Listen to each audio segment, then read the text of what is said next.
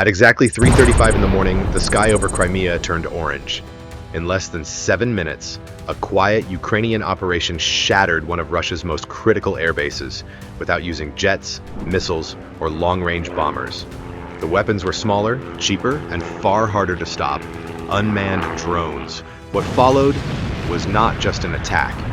It was a precision strike that hit at the heart of Russia's logistics, radar coverage, and troop movements in occupied Crimea. But how did a few low-flying drones get through one of the most advanced air defense systems in the region? To understand the answer, we have to go back to what happened just 25 minutes earlier. Roughly 25 minutes before the strike, a Bayraktar TB-2 drone on a routine surveillance mission detected something unusual. Its sensors picked up a strong heat signature on the edge of the Crimean Peninsula, far from any known active runway.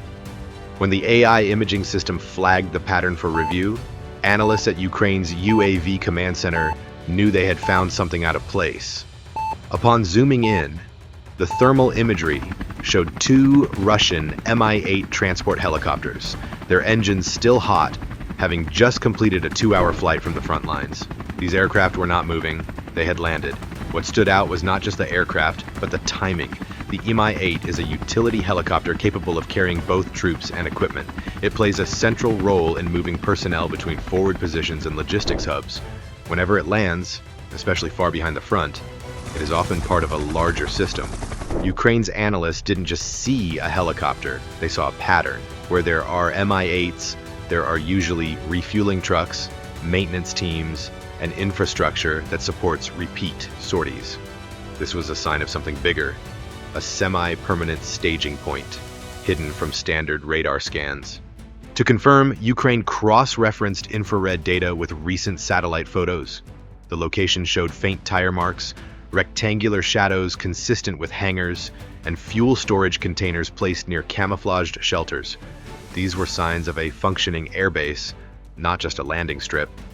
Human intelligence sources had long hinted that Russia was operating from improvised locations across Crimea, trying to avoid detection by international surveillance. Now that theory had a face, a location, and two helicopters parked on the tarmac. The presence of Mi-8s also suggested recent troop movement. With engines still radiating heat, it was clear the aircraft had only just arrived. Observers knew that such movements typically align with rotation schedules or new deployments to areas under pressure. That meant the base wasn't only supporting logistics, it could also be a forward staging zone to reinforce combat positions in Kherson or southern Zaporizhia. Either way, this was no coincidence. The flight path, the cargo, the timing, they all pointed to a site of real military value. Strategists in Zaporizhia began evaluating the possibilities. If the helicopters had landed, where was the support structure? What other assets could be nearby? As the team reviewed previous scans of the region, other signatures emerged. Stationary vehicles, fuel trucks, signs of active ground maintenance. The pattern was becoming clearer. This location was not temporary, it was a live hub. One element in particular changed the tone of the assessment: the presence of radar arrays. On the satellite feed, analysts noticed the characteristic shape of a Nebo-U radar system positioned just beyond the flight line. This is not a system placed casually. It offers wide-range early warning capabilities and is often paired with short-range defensive batteries. If Nebo-U was active here, it meant the site was not only operational but also defended. In military terms, this changed everything. Ukraine had not just discovered a landing zone, it had located a multi-layered node. This node enabled Russian helicopters to refuel, repair, and return to the front. It provided radar coverage and early warning. It allowed for the storage of ammunition and fuel in significant quantities. And most importantly, it operated in a blind spot, where radar coverage gaps made airstrikes difficult and surveillance incomplete. But not anymore. By identifying this node, Ukraine had not only spotted a high-value target, it had also exposed a flaw in Russia's defensive network. The timing was ideal. The aircraft had just landed. The support staff were likely busy. Defenses may not have fully activated. Ukraine had a narrow window. There was no time for delay. With the coordinates confirmed and multiple intelligence sources pointing to the same site, a strike package began forming. But brute force was not the plan. To succeed, Ukraine would have to outsmart Russia's layered air defense. That meant not only attacking the base, but making the enemy believe the threat had already been neutralized. The next step would require precision, patience, and misdirection. And that phase began just minutes later. As the Russian radar systems returned to routine scanning modes, 3 Ukrainian Lyuty-196 drones were already moving in from the south. They flew in tight formation, just above the surface, keeping their altitude below 330 feet. This level allowed them to stay hidden beneath the scanning angle of most ground-based radars. Their entry path was planned in advance, using data gathered from past flights and satellite surveillance. The approach was chosen not only for its low risk of detection, but also for its alignment with known gaps in overlapping radar fields. Each drone was engineered for silent operation. They emitted no signals and carried no GPS tracking. Instead, they relied on internal navigation systems that used pre-programmed instructions. These systems allowed them to fly with high accuracy without relying on external commands. Such independence protected the drones from jamming or signal interception. Their engines were quiet, and their radar signatures were reduced by the use of lightweight composite materials. The radar gap they exploited was not large. It was a narrow zone created where the beams of 2 radar systems failed to meet. That small corridor had been identified through multiple intelligence sources, including previous reconnaissance flights. It was no more than a few hundred meters wide, but it was enough. Entering this blind zone required precision flying and perfect timing. The drones had to synchronize their arrival with the moment when the Russian systems were still adjusting after the earlier decoy engagement. Ukraine had used this method before. In past operations over long distances, similar drones had reached high-value targets in Russia's interior. Those missions helped refine techniques that reduced radar visibility and improved timing against shifting defensive layers. By the time the Lyuty-196 models were launched toward Crimea, these tactics had already been tested under real battlefield conditions. The leading drone adjusted its speed slightly as it approached the boundary of the radar corridor. Behind it, the second and third drones maintained distance, flying in staggered sequence to avoid creating a single mass that could reflect a stronger signal. Each drone followed its own route, carefully mapped to avoid known detection points. This ensured that if one was spotted, the others could still proceed. Once inside the blind zone, the drones remained silent. They did not adjust course or speed unless their internal systems required it. The entry vector had been set before launch, and onboard systems monitored every shift in air pressure and terrain. Flying so close to the ground reduced their visibility, but increased the risk of crashing. The drones had to respond instantly to changes in terrain or weather. The success of this approach depended on multiple layers of planning. Weather reports were checked to avoid cloud reflections. Flight paths were modeled to account for wind and elevation. Even the time of night was chosen to match the radar reset interval. Every step was measured to reduce uncertainty and improve the odds of reaching the target. As the drones advanced, the Russian defense systems remained unaware. With no alerts active and radar focusing elsewhere, the base continued operations as normal. Ground staff moved between helicopters. Technicians worked near fuel trucks. Radar antennas rotated slowly in the background. At that moment, there was no indication that an attack was already underway. Each drone had been assigned a specific target. The first one, LUT-1, climbed slightly and aimed at the Mi-8 helicopters parked on the western side of the base. These aircraft had been idle since their arrival and were still under maintenance. The drone's warhead was designed for high-impact damage. Upon impact, the helicopter's engine compartment exploded. A second helicopter nearby caught fire within seconds. The second drone, LUT-2, turned toward the radar section of the base. Its path took it directly to the Nebo-U antenna array, the station responsible for early warning detection. The drone struck the support base of the radar mast. The blast disabled the entire radar unit, collapsing the structure and cutting power connections. With this, the base lost its ability to track incoming aircraft at high altitude. The third drone, LUT-3 moved toward the eastern zone. There, two B-12 reconnaissance aircraft had been parked for service. Next to them were fuel containers and ammunition crates. The drone targeted the area between the aircraft and the storage. The explosion caused a chain reaction. One aircraft was torn apart immediately. The second ignited seconds later. The fire spread to nearby storage units, causing multiple detonations. The strike sequence lasted less than a minute. Each drone hit within seconds of the others. The base had no time to respond. Emergency lights activated too late. Personnel scrambled for safety as smoke and fire spread across the facility. The attack had removed three critical functions: helicopter transport, radar coverage, and fuel logistics. The pressure generated by the blasts reached dangerous levels. Measurements later showed peak overpressure of around 50 pounds per square inch. That force was enough to shatter windows, collapse walls, and launch debris over long distances. One refueling truck was lifted and thrown across the tarmac. Sections of rotor blades were found hundreds of feet away. Ukraine's use of radar evasion and precise targeting demonstrated a shift in battlefield dynamics. Instead of overwhelming the base with volume, the strike relied on quality and timing. This made it harder to detect and impossible to stop once underway. The operation had been designed for maximum effect with minimal exposure. The next images from commercial satellites confirmed the outcome. Flames still burned across the ramp. Radar towers lay in pieces. The attack had entered through a technical blind spot, but its effects were plain to see. With the core systems disabled, the Crimean base could no longer serve its role. Ukrainian forces now had a path forward, and the operation was already shifting to its next stage. Within minutes of impact, the full scale of the destruction became clear.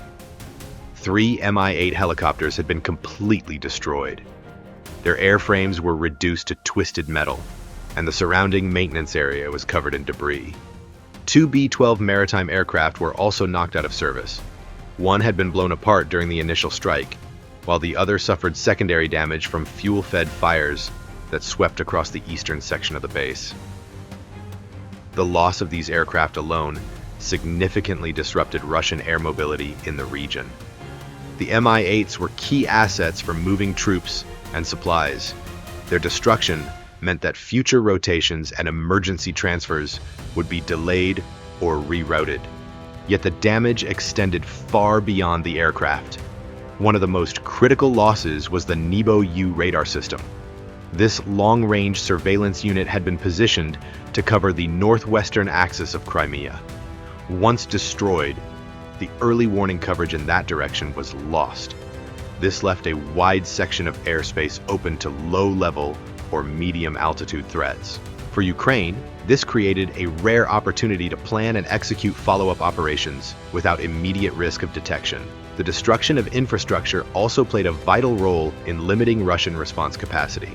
Over 1.1 million pounds of aviation fuel and stored munitions were lost in the fires that followed the drone strikes. The scale of the fires was confirmed by thermal imagery collected from commercial satellites. The heat signatures stretched across the western and eastern sectors of the base. Smoke plumes were visible from several miles away, and flames reached heights that allowed them to be tracked from orbit. Maxar Technologies and other satellite providers published imagery the following morning. These images revealed scorched runways, collapsed hangars, and blackened blast zones. They confirmed the destruction of the radar site and the complete loss of the helicopter cluster. From space, the once functional military outpost now appeared as a burned and hollowed shell. Financial estimates place the total damage at more than $180 million. This figure includes the cost of destroyed aircraft, the radar system, support equipment, and the massive reserves of fuel and ammunition. But beyond the economic value, the operational cost was even more significant. The base could no longer support flight operations, refueling, or early warning tasks. Its role in the Russian logistics network was effectively erased. Strategically, the consequences were immediate. With the radar system disabled, the entire western corridor of Crimea became a blind zone. Ukrainian planners quickly recognized the gap, identifying a stretch of approximately 90 kilometers where enemy radar coverage no longer overlapped. This corridor allowed reconnaissance drones to fly deeper into occupied territory. It also opened paths for long-range strikes or future special operations missions. The timing of the attack added to its strategic impact. The base was active and staffed, indicating that Russia had invested in its continued use. By striking when personnel were on site and equipment was vulnerable, Ukraine ensured that the damage would not only affect material assets, but also disrupt command routines and morale. This disruption extended to logistics as well. The airfield had been a key node in the flow of supplies from mainland Russia to the front lines in Kherson. Its position allowed for shorter flight times and safer delivery routes. With the base disabled, Russian planners were forced to adjust their operations. New flight paths would need to bypass the affected zone, increasing distance, fuel use, and exposure to detection. Beyond the battlefield, Russia's initial response revealed signs of internal confusion. In the first few hours after the attack, official sources provided no detailed explanation. Telegram channels associated with military observers only referred to a technical malfunction. No immediate admission of a strike was made. This delay in acknowledging the incident suggested an effort to control public perception or assess the full extent of the damage before responding. Eventually, Russia began deploying additional radar units to Crimea. Ground forces were seen closing off access roads near the base, and some low-altitude flight operations were temporarily suspended. These actions reflected a shift in posture. While no direct retaliation was launched immediately, the defensive measures indicated a reassessment of vulnerabilities. Ukraine's ability to blind one section of Crimea's radar grid using low-cost drones marked a significant evolution in the air war. It showed that traditional systems, even when advanced, could be bypassed with precision planning and layered deception. This challenged the idea that static defense installations could fully protect high-value targets. It also raised questions about how Russian command structures would adapt to the growing threat of unmanned systems. For Kyiv, the success of this strike carried political weight. It proved that air superiority could be earned without air dominance. It demonstrated to both domestic and international observers that Ukraine retained initiative, even under the constraints of limited resources. By undermining Russian control in occupied areas, the strike fed into a larger narrative of resistance and resilience. With the strike completed and the damage confirmed, attention turned to the next phase of planning. Ukraine's ability to exploit the blind zone would depend on maintaining pressure and identifying new targets. The outcome of this operation had changed the map, both literally and operationally. And for the Russian command, the challenge was only beginning. The outcome of this operation sent a clear message far beyond the battlefield. Using just 3 low-cost drones, Ukraine dismantled a key Russian logistics base that had operated in relative safety. The success was not measured only by fire and destruction, but by how easily modern unmanned systems exposed flaws in a well-established defense. This strike revealed that traditional assumptions about radar coverage and static defense no longer hold firm. What appeared secure on paper was, in reality, vulnerable to small, precise, and carefully timed attacks. Ukraine demonstrated that even hardened facilities can be breached without air superiority, relying instead on information, misdirection, and tactical patience. The raid also challenged Russian strategic thinking. It forced a reassessment of how assets are protected and whether current defensive doctrines are prepared for unmanned threats. This single action disrupted not just a base, but a mindset. For Ukraine, the strike was more than a tactical success. It opened space for future operations and reshaped the tactical map in Crimea. The message was simple. Technology, when used with discipline and insight, can redefine the balance of power, even without overwhelming force. This strike may be just one chapter in a much bigger picture, but could it be a sign of a new phase of escalation? What is happening in Crimea might only be the beginning of deeper changes on the battlefield.